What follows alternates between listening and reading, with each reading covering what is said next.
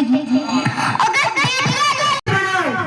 अपनी बेटियों को सैनिया बनाओ, सरकार कब क्या करेगी, कानून क्या करेगा, समाज क्या करेगा, इस चीज का इंतजार मत करो। अपनी बेटियों को सैनिया बनाओ ताकि इस अनुशासनहीन समाज में जो भूखे भेड़िए घूम रहे हैं उनके दांत में तोड़ सकें। उस बहन को, उस बेटी को तभी श्रद्धांजलि दी जाएगी कि कोई भी सवाल तक बुझ जाए, लेकिन मेरी मातृशक्ति आप महारानी लक्ष्मी बन जाओ। और जब तक वो दरिंदे आपके और जब जाहिर करने के बाद एक नई शुरुआत करी जा, किसी भी चौक पर खड़ा करके उसी परिवार के सामने गोली मारी जा जिस परिवार की बेटी के साथ ये अन्याय हुआ।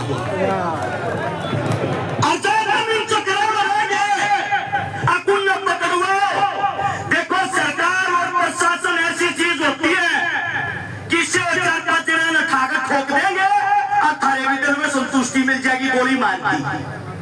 एनकाउंटर जो है पुलिस करते पकड़ेगा नहीं करती, मिलजुल को कल उठावेंगे और बेरे के गोली पाए हम मार देंगे। अखबारों में खबर चलती पाओगी सरकार की बड़ी कामयाबी बलात्कारियों को पकड़ा। 10 दिन बाद उनके व्यवहार ठीक हो पाओगे, घोड़ा है कूदेंगे, जेल में भरी की दाल पीवेंगे। मेरा मानना ये है जब इन हम इस क्षेत्र के भाई साहब तो भाई हम तो यह चाहवा है कि हमारी इस बेटी ने जल्दी से जल्दी न्याय मिले और जो भी दोषी है उसने हरियाणा सरकार पे मैं हाथ जोड़ के प्रार्थना करूं कि उसे जल्दी उसने ट्रेस आउट करे और हमारी बेटी ने और ये साथी बेटा ने सबने न्याय मिल जाए। या कहने इस धरने पर आए सा जो भी कमेटी हमारी जिम्मेदारी लगाओगी हम इस कमेटी के साथ साथ और एक भगवान पे हाथ जोड़ के प्रार्थना करा कि भी सरकार ने भी बदरीता जल्दी जल्दी मिल जाए ताकि आरक्षण को न्याय हो जाए। सब साथियों राम राम भाई। और इस आजादी के महोत्सव में जिस तरीके से हम एक आजादी की बात कर रहे हैं, मुझे ये बता दो कि आजाद केवल बलात्कारी और अपराधी है क्या? अरे अपराधी और बलात्कारी इतनी तादाद में बढ़ गए हैं, मेरे ख्याल से उससे ज्यादा आजाद इस धरती पे कोई नहीं हुआ है आजादी के बाद से। तो आज हम सभी यहाँ इकट्ठे हो रहे हैं अपनी बहन को न्याय दिलाने के लिए, और जब तक उसको न्याय नहीं मिल जाएगा हम लगातार इस धरने पर बैठे रहेंगे और प्रयास करेंगे कि किसी भी तरह की चूक ना हो जाए। लेकिन यहाँ उपस्थित लोगों से मैं एक चीज और निवेदन करूंगी कि पुलिस वालों पे भी बेवजह ना दबाव बनाओ। अगर इन पर दबाव बना तो भाई पकड़ के उसे साल की बेटी है मुझे, उनके पिताजी भी आज यहाँ पर होंगे। मैं कल सोच रहा था, आज भी मैं जब आया कि इस सरकार को शर्मसार हो ना हो मगर इस परिवार से हम शर्मसार हैं, समाज शर्मसार है, पूरा इलाका शर्मसार है। कल को हमारे बच्चे भी बड़े होंगे, उनको क्या बताएंगे, हरियाणा की क्या दुहाई देंगे, क्या इतिहास बताएंगे, क्या हरियाणा में घटनाएं घटी। सम्मानित साथियों, ये जंग है और इसको अगर हमने दिशाहीन कर दिया, अभी प्रधान जी कह रहे थे, तो इसके बहुत दूरगामी ऐसे परिणाम होंगे जो हमारी आने वाली पीढ़ियों को भुगतने पड़ेंगे। ये लड़ाई राजनीतिक नहीं है, ये समाज को बचाने की लड़ाई है, हरियाणा को बचाने की लड़ाई है।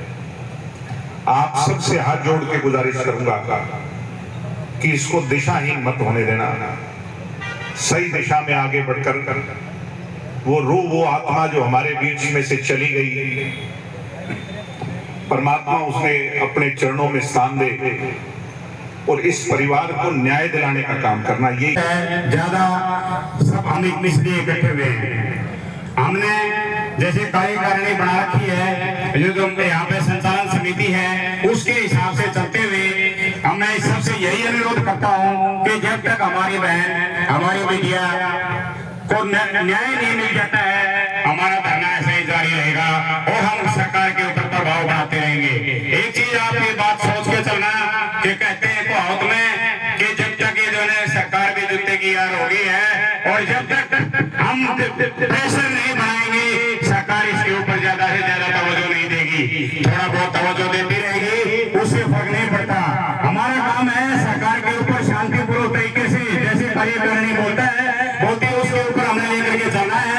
और जितने भी आदमी, मैं दादरी से हूँ, डीएसपी वसंत, और बहुत हमारे साथ साथी आए हैं, 3-4 गाड़ियां आई हैं, आदमियों की कोई प्रॉब्लम नहीं होगी। और यहाँ का लोकल समाज बिल्कुल पूरे तन मन धन से लगा हुआ है, और हम भी पूरा हरियाणा बिल्कुल तन मन धन से कार्यकारिणी जैसे कहेगी, यहाँ का समाज जैसा कहेगा, हम उनके साथ हैं।